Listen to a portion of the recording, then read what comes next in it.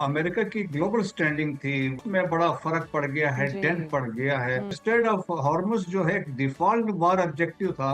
देखें कि अभी तक तो इस नुकसान तो बता नहीं रहे हैं ना कि अमेरिका का जी। क्या नुकसान हुआ। इसराइल तो टोटल ब्लैकआउट है। Hopefully things will conclude maximum next 2 weeks maximum. Iran पर जो मुसल्लत अमेरिका और इसराइल की जंग है वो 33वें रोज में दाखिल हो चुकी है और सूरत हाल हम देख रहे हैं लम्हा ब लम्हा बदल रही है। एक तरफ ईरान अस्फहान के करीब अमेरिका का इंतहाई महंगा रीपर ड्रोन गिराने का दावा कर रहा है, तो दूसरी तरफ अमेरिका ने 2000 पाउंड वजनी बंकर बस्टर बम गिराकर अपनी ताकत का जी खौफनाक मुजाहिरा की है। सदर ट्रंप की अब नाए हुरमस खुलवाने में नाकामी जो है वो हम देख रहे हैं फ्रस्ट्रेशन में बदल चुकी है। ट्रंप को, बरतानिया और फ्रांस को हम देख रहे हैं खुले लफ्जों में कह रहे हैं कि जी अपना तेल खुद हासिल करो। तो ये सारी चीजें जो है ना वो तजब्जुब का भी शिकार देख रहे हैं हम आलमी मंजरनामे में देख। और इस जंग में सिर्फ बारूद ही नहीं है बल्कि साइबर वॉर भी अपने अरूज पर है। ईरान का 50 इसराइली सिक्योरिटी कैमरों का हैक होना जाहिर करता है कि ईरान की पहुंच भी कहां तक है। वहां पाकिस्तान और चीन ने मशरिक वस्ता में अमन व अमान के क़याम के लिए 5 निकाती मुश्तरका अमन मंसूबा पेश कर दिया है। क्या अमन मंसूबे को कामयाबी मिलेगी? इसी सूरत हाल का तज्जिया करते हैं और आज हमें ज्वाइन किया है हमारे ब्रिगेडियर रिटायर्ड मसूद अहमद खान साहब ने।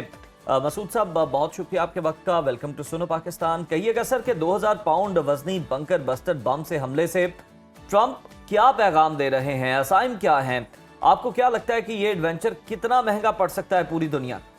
एट द सेम टाइम अपनी कैपेबिलिटी, कम्बट पोटेंशियल भी शो करना चाहते हैं कि हम ये कर सकते हैं। 2000 पाउंड बंकर बस्टर जो बम है ये कहीं और भी हम गिरा सकते हैं। सो एक साइकोलॉजिकल एक मैसेजिंग है। लेकिन जो अभी रिसेंट डेवलपमेंट्स हमने देखी है, जो अभी प्रेसिडेंट ट्रम्प की आज की जो बातचीत उन्होंने की है, और मेरा ख्याल में उन्होंने रोड मैप देने की कोशिश, so desperate to clinch deal. Masood Sahab, जिस तरह से हम देख रहे हैं एक तरफ डोनाल्ड ट्रंप की धमकियां चल रही हैं, ईरान भी डटा हुआ है। कहीं बात हो रही थी कि अब जी अमन अमान वाली सूरत हाल होगी, लेकिन उस तरह से हम देख रहे हैं कोई सूरत हाल नज़र नहीं आ रही, कोई बन नहीं पा रहा। और जिस तरह से मईशतें डिस्टर्ब हैं तमाम मुल्कों की, ये आपको मामला कुछ थमता दिखाई दे रहा है, मुज़ाकरात की तरफ जाता दिखाई दे रहा है? लाइकली है जिस तरह मैं कह रहा था, क्योंकि बहुत डेस्परेशन है। और डेस्परेशन में इस तरह है कि वो चाहते हैं कि कोई एक डील को वो क्लिंच करे, क्योंकि जो कॉस्ट ऑफ वार है that has spiral out of control. और जो अमेरिका की ग्लोबल स्टैंडिंग थी वो डिप्लोमेटिकली थी या मिलिटरीली थी, पॉलिटिकली थी, और वो इकोनॉमिकली वो उसमें बड़ा फर्क पड़ गया है, जी। डेंट पड़ गया है। और इसी तरीके से अब लोग इसको इक्वेट करते हैं कि आज फर्स्ट वर्ल्ड वॉर में भी, आज न्यूयॉर्क टाइम्स ने भी एक ये आर्टिकल कैरी किया है। उस वक्त ये state of gun balance Türkiye के पास है और वो आर्टेमस उसको कंट्रोल कर रहे थे बस। तो उसमें बेसिकली ये एजियन सी और ब्लैक सी को लिंक करती थी। तो उस पे भी जंग हुई थी और उसमें कोई 1.5 लाख लोग मारे गए थे। तो वो कह रहे थे इस तरह की चीजें हैं या रिपीट हो सकती हैं, या वो कहते हैं सुएज कैनाल की मूवमेंट भी प्रेफर करते हैं कि वहां पे भी इस तरह के हालात वाकयात पेश आए थे। तो देयरफॉर देखें कि अब उन्होंने क्या कहा। अगर स्टेट ऑफ हॉर्मुज ओपन भी नहीं होती, but still we will go for एक अंडरस्टैंडिंग कंक्लूड करेंगे, क्योंकि अब उनको बज़ाहिर लग गया है। क्योंकि स्टेट ऑफ हॉर्मुज जो है एक डिफॉल्ट वार ऑब्जेक्टिव था जिसको देखना खोलना was very important for the American. But वो समझ गए हैं ये मुमकिन नहीं है, क्योंकि उसमें बहुत सीरियस कैजुअलिटीज होंगी। तो उससे उन्होंने अवॉइड कर रहे हैं। और सेकंड जो देखें कि खिते के अंदर जो जीसीसी कंट्रीज में इनके बेसिस थे या जीसीसी कंट्रीज को ये प्रोटेक्ट नहीं कर सके, सो उधर भी एक फर्क पड़ गया है, डैमेज हुआ है, डेंट पड़ गया है। क्योंकि जीसीसी कंट्रीज भी रियलाइज कर रहे हैं भाई अमेरिका पर जिस पे रिलाई किया था वो हमें कुछ नहीं कर सका। सो वो भी मसाइल इसके लिए। फिर आप देखें बैक होम अमेरिका में रैलीज है, मिलियंस लोग सड़कों पे हैं, नो किंग्स की वहां पे बात हो रही है। और जो 60% लोग इस जंग को अपोज कर रहे हैं, मिड टर्म इलेक्शंस आए हैं, तो मेरे ख्याल में वो अभी पीछे हट रहे हैं। और कल जो सुबह है जो हमारे 6 बजे उन्होंने एड्रेस करना है अमेरिकन अवाम को, और उसमें मेरे ख्याल में अपनी स्ट्रेटजी देंगे कैसे वो यहाँ से निकलेंगे। यकीनन वो ये क्लेम करेंगे कि हमने उनके सब कुछ तबाह कर दिया है, अगले 10 से 15 साल वो बम नहीं बना सकेंगे, तो सो एंड सो करके चीजें करके अपना आप को निकाल लेंगे।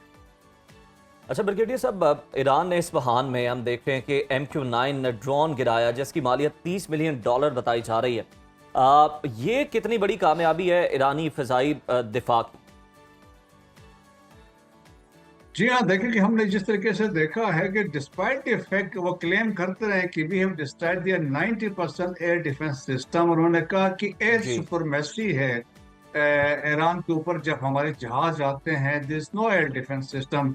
लेकिन इसके बावजूद जिस तरीके से ईरान के एयर डिफेंस सिस्टम इफेक्टिव साबित हुआ, मेरे ख्याल में इसका क्रेडिट एक तो एयर डिफेंस सिस्टम जो वहाँ पे ईरानियन सोल्जर्स को भी जाता है, लेकिन पीछे यकीनन रशिया की सपोर्ट इसमें पास में शामिल रही है, जिसमें S-300 भी इनके पास सिस्टम था, जो दूसरे सिस्टम थे। और फिर लोग ये भी दावे करते हैं कि बेसिकली जो इंटेलिजेंस है, टारगेट की इंटेलिजेंस होती है, वो रशिया की तरफ से मिलती है, या इनके पास बैडोस फ्लाइट सिस्टम है जिससे बहुत accurate you can follow and hit the target. तो उससे ये कामयाबी हुई है। और जिस तरह नुकसानात हुए हैं ना, देखें कि अभी तक तो इस नुकसानात तो बता नहीं रहे हैं ना कि अमेरिका का क्या नुकसान हुआ, इसराइल तो टोटल ब्लैकआउट है। तो लेकिन उससे भी ये है कि आप देखें कि जो जहाज है या प्रिंस फैसल मेरे ख्याल में जो बेस है, वहां पे जो नुकसान हुआ है, जहाज वहां पे रिफिलिंग टैंकर जहाज खड़े थे उनका डैमेज हुआ है, एल्सवेयर भी सारे हुए हैं, या एक्सीडेंटली जो फ्रेंडली फायर में F-15 जहाज गिरे थे, तो नुकसान तो बहुत हुआ है। जी। और पहले 6 दिन का जो एक्सपेंडिचर था, इट वाज $11.2 बिलियन। तो आप उससे हिसाब कर लें, अगर 31 दिन प्लस हो गए तो कितना खर्चा हुआ है। बिल्कुल और ऊपर ऐसे से ही। ट्रम्प ने कहा कि ये खर्चा हम मिडिल ईस्टर्न कंट्रीज से लेंगे। अच्छा, बिल्कुल ऐसे ही है। अच्छा, मैं सोचता पाकिस्तान और चीन ने मशरिक वस्ता में अमन व अमान के क़याम के लिए 5 निकाती मुश्तरका अमन मंसूबा पेश किया है। तो आपको लगता है कि ईरान या अमेरिका लचक दिखाएंगे और मुज़ाकरात जो हैं वो किसी राइट डायरेक्शन में आगे बढ़ेंगे?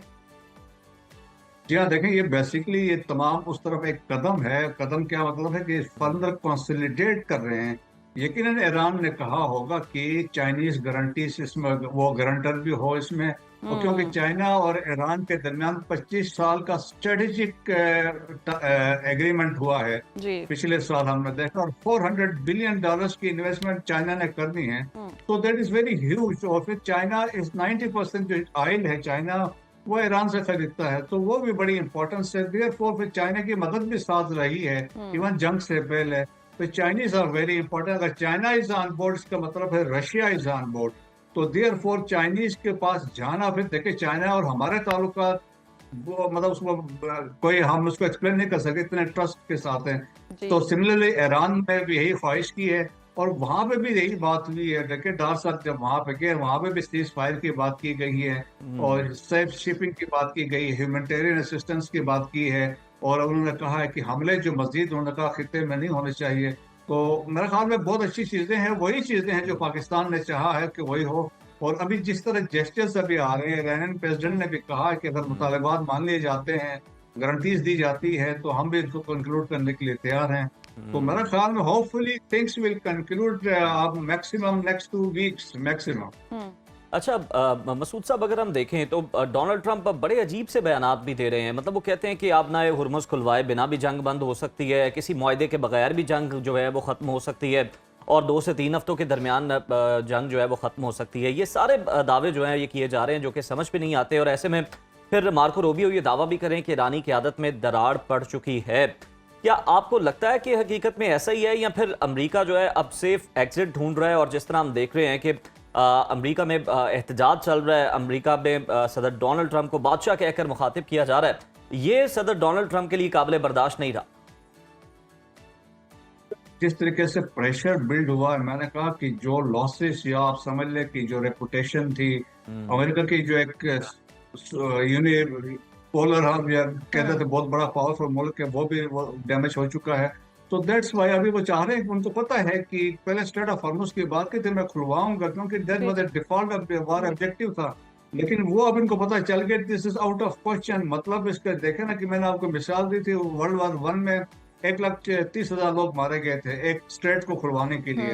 अब आप यहाँ पे देखें कि जिस तरीके से ईरानी तैयारी करके बैठे हैं, तो आप इमेजिन कर सकते हैं, इवन 500 लोग भी मारे गए अमेरिकन, तो फिर वहां पे क्या होगा। तो देयरफॉर इन्होंने इसको अभी रेलीगेट कर दिया, इसको इग्नोर कर दिया। उन्होंने कहा जिसकी जरूरत है वो आके खुलवाएं, क्योंकि अमेरिका का डिपेंडेंट यूरोप पे है, नेटो पे है। उन्होंने कहा आप आगे खुद खुलवाएं।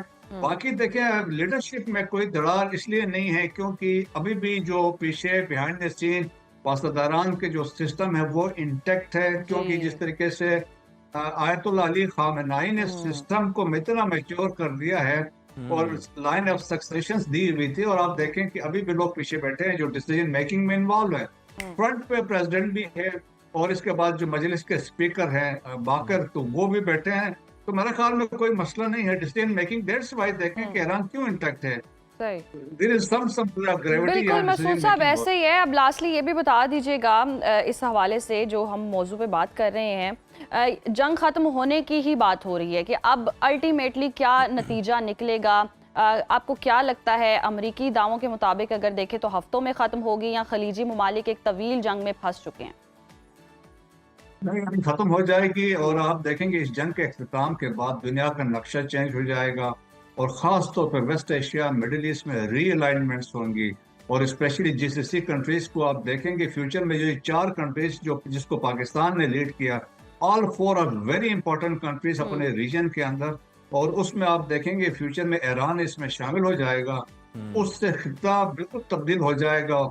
और मेरा ख्याल में इसके बाद बेहतरी की तरफ जाएंगे। हो सकता है कुछ इख्तलाफात जरूर अरब ममालिक की वजह से हो सकते हैं, लेकिन सऊदी अरब के आने के बाद चीजें सेटल की तरफ होने की तरफ जाएंगी। बिल्कुल ठीक है, यानी कि फिर मामला जो हैं वो सेटल भी हो सकते हैं और हम देख रहे हैं कि हालात जो हैं वो अब बेहतरी की तरफ गामजन है। बहुत शुक्रिया ब्रिगेडियर रिटायर्ड मसूद खान साहब हमारे साथ मौजूद थे।